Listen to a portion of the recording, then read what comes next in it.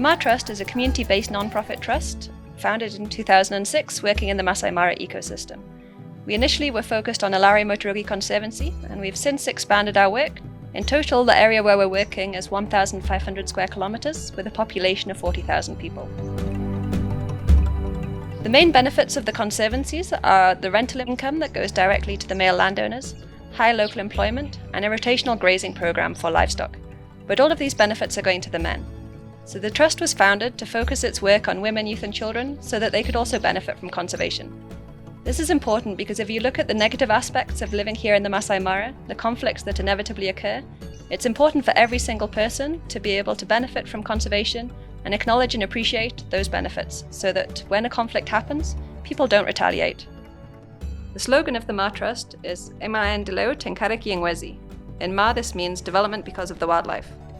Underneath that, we have work because of the wildlife, water because of the wildlife, education because of the wildlife, etc.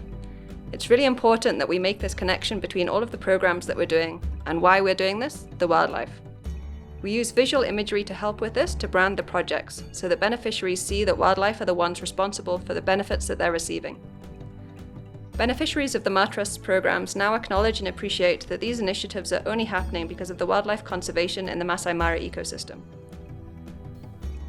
The Maa Trust is comprised of an extremely hard-working team of dedicated people who are working to contribute to the conservation of the Masai Mara ecosystem by empowering local communities. We achieve this by working with communities through 3 pillars. The first one is education and skills, the second one is water and health, and the third is sustainable livelihoods. Within each of these pillars, there are then 2 programs. This film will introduce our programs and the work that we're doing here in the Masai Mara.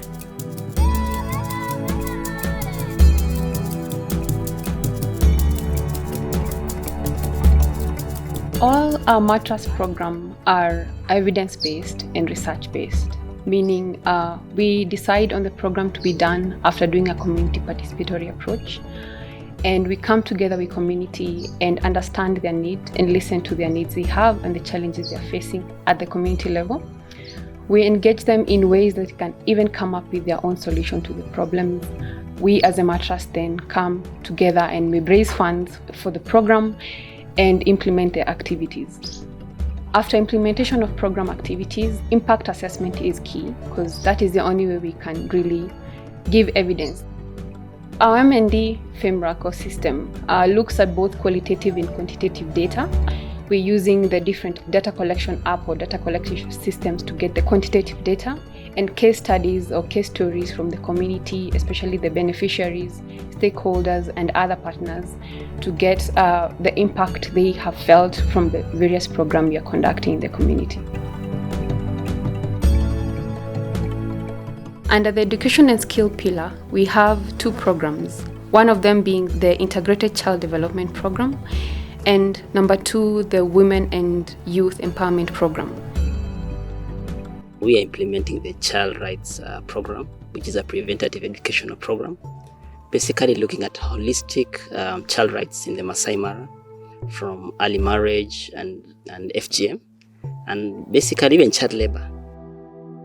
We work with using 3 approaches: the in-school program, where we have child rights clubs in school, where we advocate and ensure that children in those clubs are able to articulate child rights and being able to cascade the same information to others. While at the community level, we have community dialogues where we engage community people from a point of mutual understanding and respect. And also at the duty bearers level, we work with the chiefs and also the village elders, just to ensure that everyone in the community understands and appreciates that children have rights. And when these rights are actualized, then it ensures that we have a sustainable environment and the Mara ecosystem really flourishes out of that. It's one of the ladies who used to be Zakata. He says that the reason that why the Maasai were used to cut the girls, before the Maasai were going to move cattle from one place to another for migration for green pastures, and the boys and girls go and meet and have sex. You know, if you are not circumcised, the Clinton make you to have sex. And we get a pregnant girl, so that's why the Maasai used to cut girls Yes, sir. So he's among of the 25 ladies who have been trained to stop FGM. So since the Maa Trust come and have a training for them, so he now know how to say no to FGM, because he said FGM has many effects.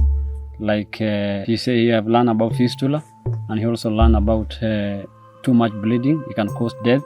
He have abandoned FGM. He have now constant with the Maa beadwork, and also from that money he get from beadwork, he can raise a shop and also some gardens in the village.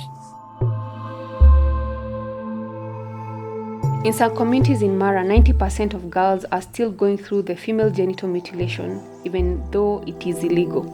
Female genital mutilation becoming illegal actually results in girls being circumcised at a younger age so that it's not suspected. Once they're circumcised, they're eligible for marriage. I'm going to talk on my personal experience of FGM. I come from a community whereby FGM is an order of the day. Mom stood with me, said that she's not going to circumcise her kids. The community never took the information well. They thought that I'm not going to make it, I'm not going to be married, I'm not going to be an important person in life. By the end of it all, you see, I'm now a doctor, and they really admire how I'm doing it. And sometimes I tell them, when you see me, do you see like there is anything that is missing in me? And they're like, no. There are immediate consequences of FGM, like bleeding. A patient can bleed up to death. Sometimes people can be infected HIV. Of course, the kid have to go through a lot of pain during circumcision because they are not going to use any anesthesia to perform the procedure. Mostly when the FGM is done, they tend to assume that they have become more of a woman, so they can just sleep with any man because the community allows them to sleep around with men, and that's why we really have a high number of teenage pregnancy. So when they come to the hospital, they are always a high-risk people because, you know, when a woman is circumcised, the vagina is not going to expand on its normal size because of the scar that has been formed previously. The patient is always at risk of losing a lot of blood. And also you find it that the kids that are going to be given birth to, usually they have the asphyxia due to the prolonged labor caused by the FGM. FGM is now done in secret, and girls no longer get a celebration recognizing their transition from girlhood to womanhood, which is what FGM symbolizes. Alternative Rites of Passage program turns this around. The Maa Trust organizes a one-week residential camp where girls are trained on different aspects of being a Maasai woman, and they do not have to undergo the cut. This is then followed up by a celebration at the end of the training.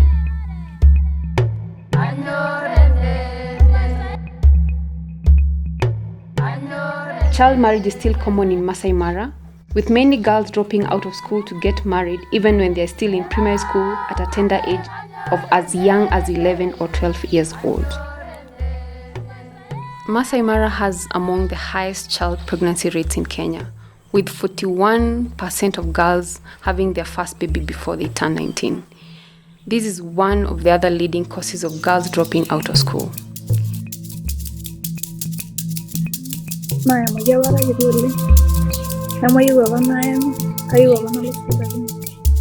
So she was married when she was around 10 years, and then he was married for 6 months and then ran out of it because he didn't like it.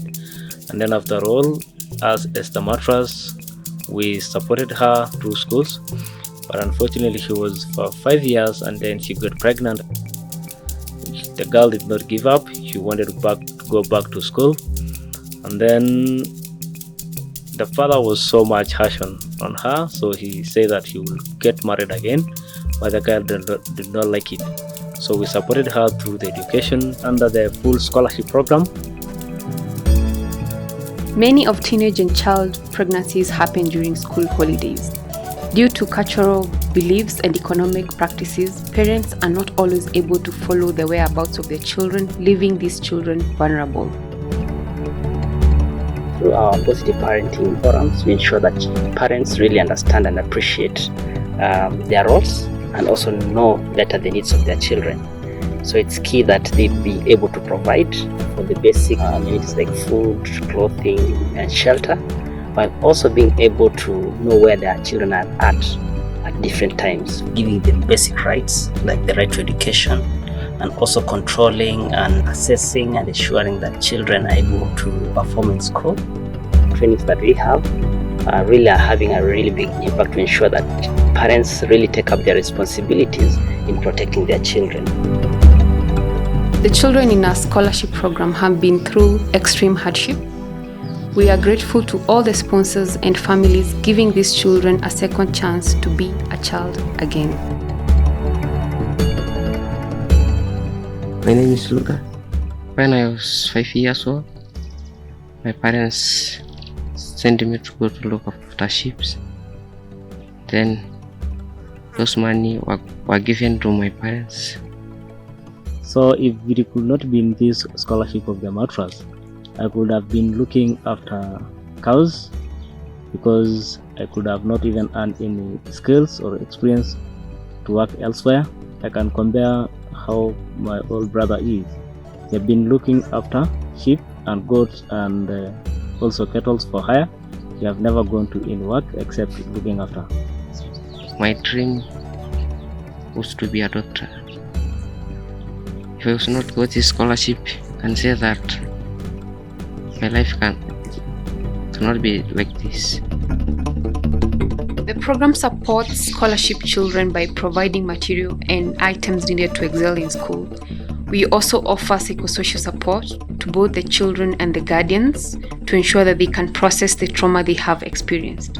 In addition to ensuring their safety, all our scholarship children are in boarding school, and during the school holiday, we organize conservation holiday clubs funded by the Great Plains Conservation Foundation.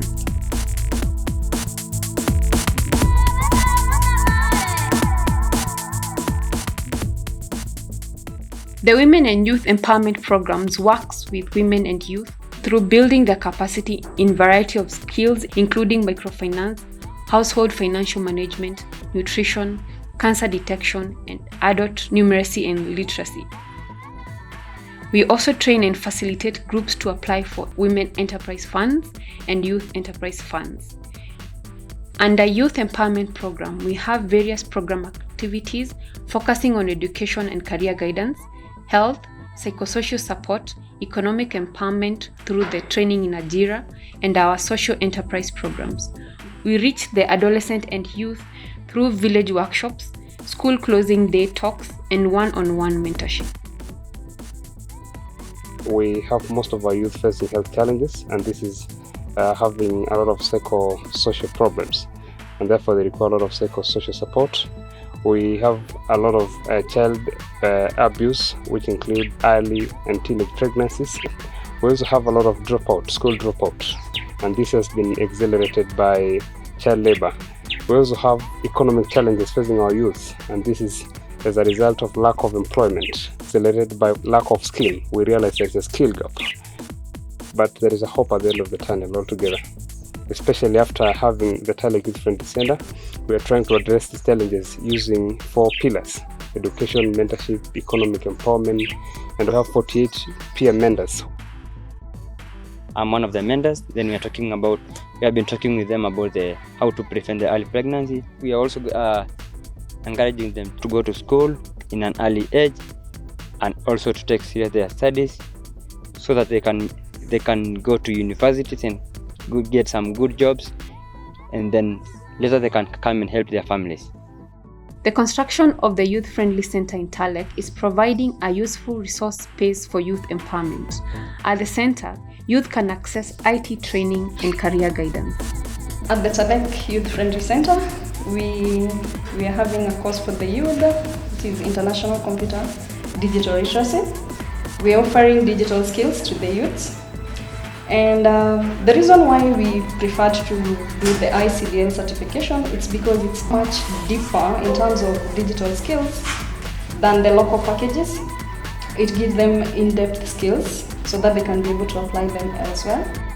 Some months ago I was doing the computer packages, just the TELEC. The other one was just basic, but here we had the 6 modules. And they were very advanced. There was an exam testing if you understand something in the module, so I was very happy.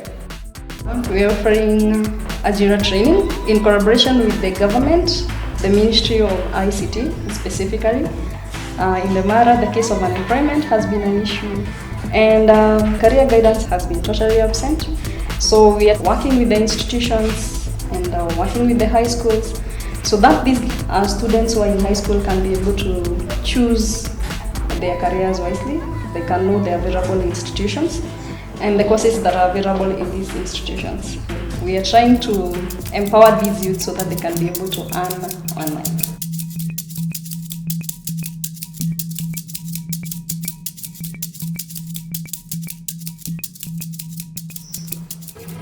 Through the Health and Water Program, the Maa Trust does a spring rehabilitation and community rainwater harvesting project to provide clean and safe water for the community. The main reason why the organization opted the two systems is because of their sustainability and also for the community to run it in the long run. The reason why we've not been doing borehole is the boreholes are very expensive to maintain, and also the water from the borehole is very salty for human consumption. The spring water is being piped away from the wildlife conflict hotspot areas to a place where the community can easily access.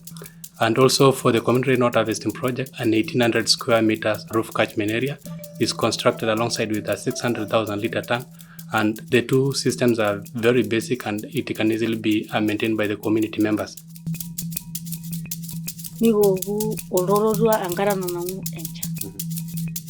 They're saying that they've been going to Aitong to fetch water. That's around 5 kilometers to and fro to make it 10 kilometers. And also they've been fetching water from the dams, from the river, open sources that are contaminated.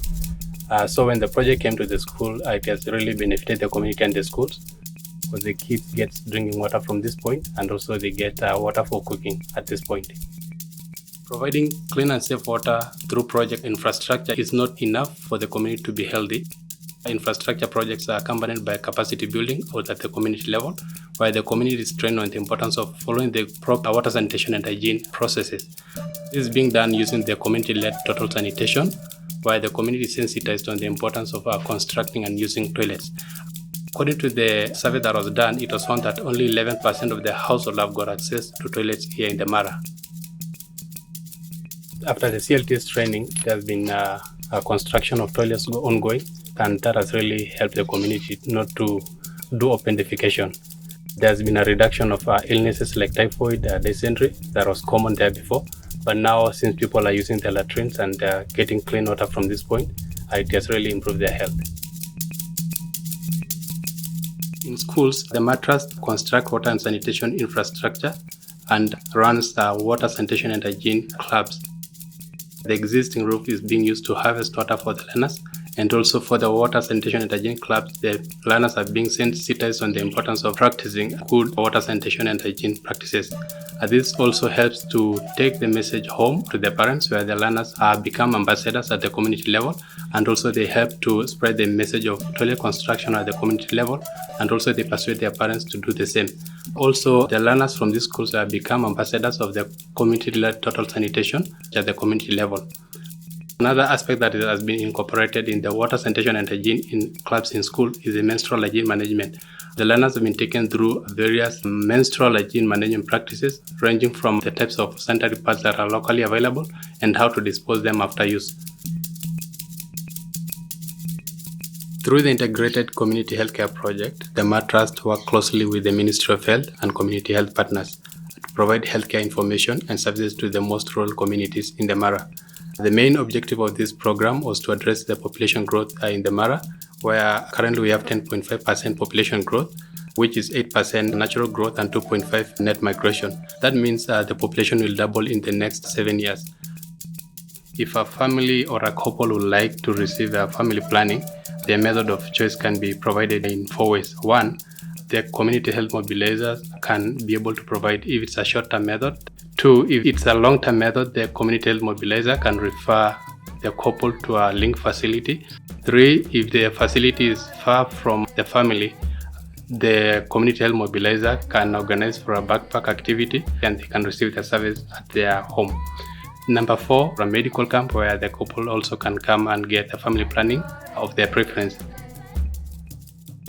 In the medical camp, different health services are being provided. Apart from family planning, we have basic curative, we have immunization for the kids, we have deworming, we have HIV testing and counseling, we have antenatal care and postnatal care for the pregnant women.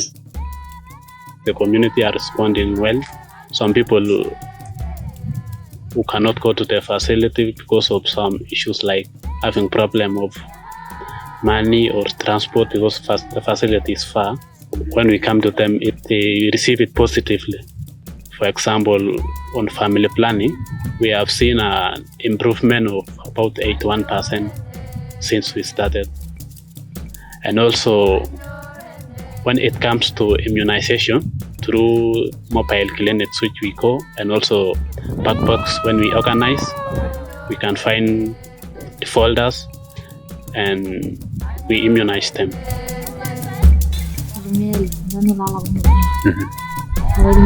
For me, I think it is very good that I've used the family planning method because I'll be able to space my children, and also that will give me enough time to put up enough school fees for my kids. And also I'd like to work more when I'm young, and that's the main reason why I opted family planning. Mr. Langer advises other Maasai men to adopt the same because it will give them time to take care of the children, and also to fight the culture that family planning is bad to women. To ensure inclusivity and no one is left behind, in November 2020, the Maa Trust constructed a youth-friendly center where confidential information are being provided, and the main services that are being provided is counseling, skill development, and sexual reproductive health. Through the building of the Tale Youth Friendly Center, we were able to get a safe space and confidential to protect ourselves and get some counseling and guidance.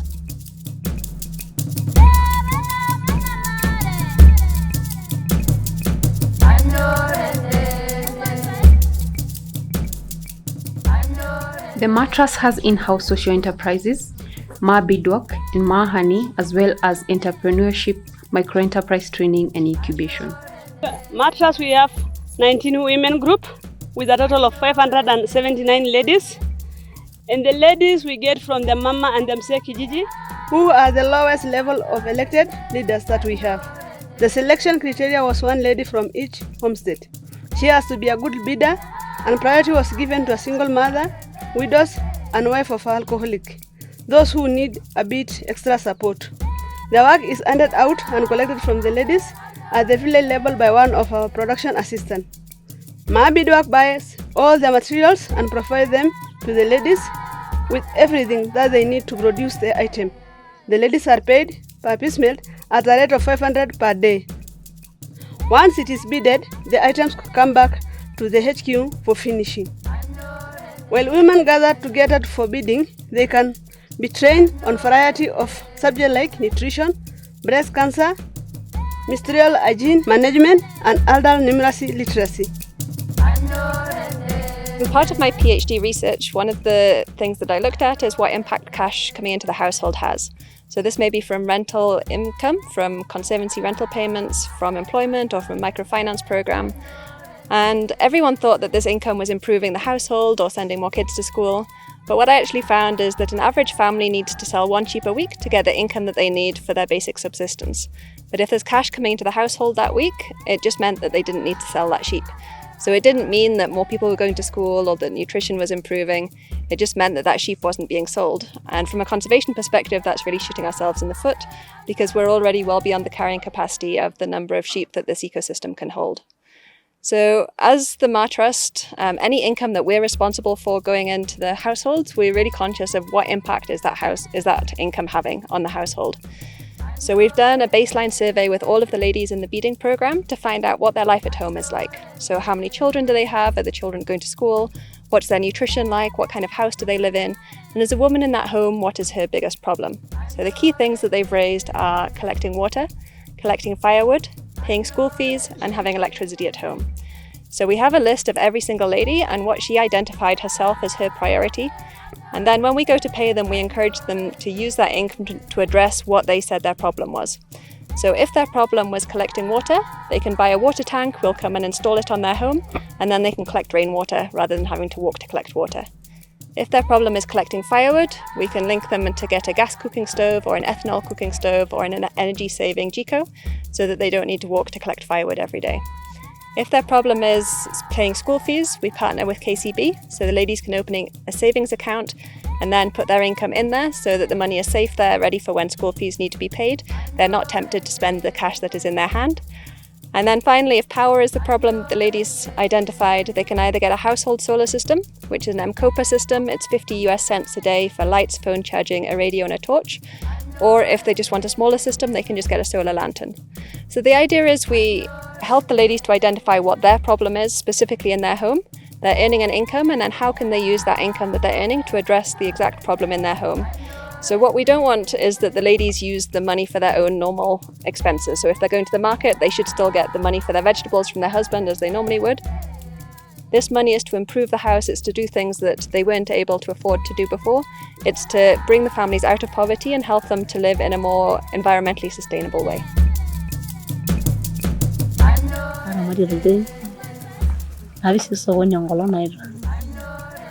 So the lady here, her name is Nolari. She's just explaining what she has been using the income with. First, she used to pay her school fees to the kid. Also, I know some of the ladies who are having big problem with water, and now they have their water tanks. Also, I know some ladies who usually get very difficult to get the vegetables, and now they can have the gardens back at their home because they are really eager to know where they can get the balanced diet. Also, I know some ladies who usually don't have their light for the kid to learn or to take their homework back to home, but through the beadwork money, they can also have the light for their kids. Maa Beadwork is a social enterprise that has been established by the Maa Trust as a sustainable alternative for livelihood to generate income to the Maasai women and their families. The project came about because women were not directly benefiting from tourism, the love of making their traditional handcrafts from beads, but didn't have a way to sell them to the tourists. The camps were buying Maasai beadwork from Nairobi because it was difficult for them to buy directly from the ladies, because there were no set prices for the item, and if they bought from one lady, the others would complain and the quality of items was low. Through support from a vocational training grant from the Masai Mara Wildlife Conservancies Association, all women have now been trained in beadwork skills, including knotting, beading on wire, different beading stitches, beading on leather, and reading beadwork designs pattern. The main market for our beadworks are our own shop, our camps, international wholesale through our website, and custom products. We are currently working with around 12 designers from around the world who send us their designs to produce. We can make a complete item here, for example bags or belts, or we can just bead sections like a bag strap and send it to the designer for finishing. We are very proud of the quality of beadwork that the ladies are now producing, and we can see the pride that they also have in beading such beautiful items. Our beekeeping project has faced several challenges. Initially, the hives were owned by women groups and located in villages. However, men would not let us cross their land to check on the hives because they were not getting money out of it. Also, it was a company from Nairobi coming to buy the honey, and the ladies were only getting 25% of the end sale price. We redesigned the program and moved the beehives inside of the conservancy so that they would be closer to water and pollen, and the women could see direct benefits of conserving trees in the conservancy. What we had not bet on is the ability of baboons and honey badgers to know when the hives are ready to be harvested and beat us to eat, feasting themselves. We have also come to realize that in the Maa community, women are not traditionally the beekeepers, but this is a favorite pastime of the young men. Now the beekeeping project is open to all. Thanks to the support from GIZ, our role will be providing training aspiring beekeepers across the Mara ecosystem through a trainer-of-trainer model and providing a market for the honey. We then sell this to tourism camps and tourists directly. My name is Lona. I'm an SBS graduate. SBS is an entrepreneur training that takes 6 months to learn 8 business models that has a mission to end poverty. Our fellow graduates are now running their own business, include uniform shop, retailer shop, agrofed, and others. And as a group, we have opened our business. Now we have sheep that we are selling, and in future, we want to open a petrol station. Street business, it helped me so much. The first thing I got there is how to save money, how to manage money in business, and I got how to keep my stock. After there, I know how to manage my business, how to keep my customers, how to talk with them. CBS also helped me how to grow with business. When I started, I have like 9,000, but this shop now I have stock of 80,000. The day I started this shop, it is hard to me to pay the rent of this house, and I have some kids. I pay them for school fees. On that time it's hard to me, but now everything is going well. The next step is how can I get money to open a shop of school uniform, because there are so many shops here, but the one thing I see, I thought there is no a school uniform shop. When COVID hit, we recognized the need to train women and youth how to set up and run micro-enterprises. After assessing where there are gaps in the market, we set up demonstration project for hydroponic, mushroom farming, and elephant-friendly kitchen gardens at our headquarters so that we could train community members how to set up and run these businesses. Hydroponics can address a problem that camps have. Food supply trucks come once a week, but many things do not stay fresh for a week. These camps would like to buy fresh lettuce, herbs, micro-herbs, edible flowers, and strawberries locally. Hydroponic is a water-efficient way to grow these high-end fruits and vegetables for sale at the camps. Mushroom farming can be done in a simple mud house at village level. We are training women and youth how to prepare and grow oyster and button mushrooms. These can then be sold to tourism camps. Elephant-friendly kitchen gardens are a low-tech, easy way for women to grow vegetables at home. The Grow Bags project is one of the technology way of growing many crops in a small area of land.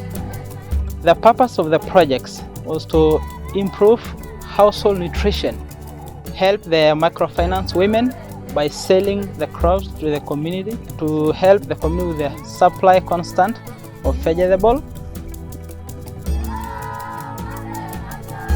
Mikiata apa olchamba. Papa yiok nimikiata olchamba, santa kenya kipuo aing'orunye mpuka ta lake. So she's saying earlier before, crops were not here. They will go to market to secure the vegetables. So they are facing a lot of challenges. We the Maasai, we are pastoralists. We do not grow crops earlier before. Here now comes an opportunity for the agriculture, but because they are living within the conservation area, human-wildlife conflict experience most of the time, and now the Maa Trust came as a bridge and help us for the Grow Back project. So we think that the project enable us to do a local supply.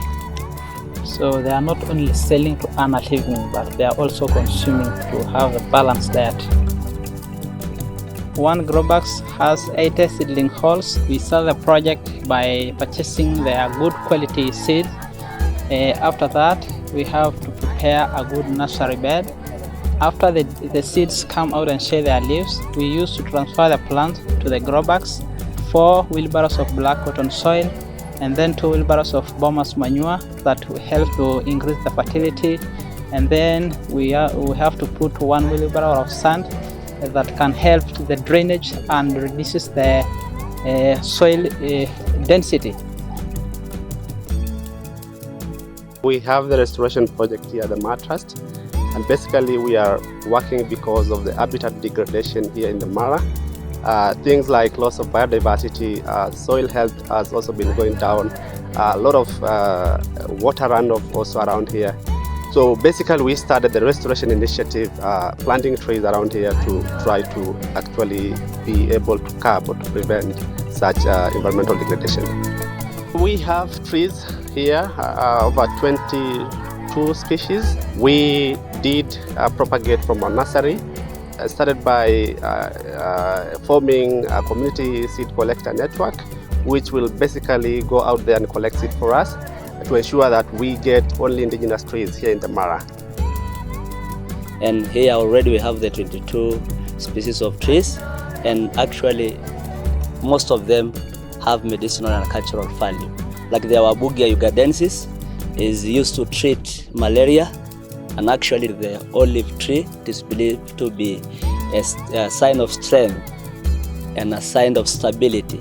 So every time we do our ceremonies, we should have a tree planted on the doorsteps of that particular person who has the ceremony, to show that we are a strong community and we love our culture. The aim of the Maa Trust is to contribute towards the conservation of the Masai Mara ecosystem through the empowerment and sustainable development of surrounding communities. Focusing on community work may seem a strange way to achieve conservation objectives, but this is essential here in the Masai Mara, where there's a high density of wildlife, livestock and people living in close proximity. Wildlife can look after themselves.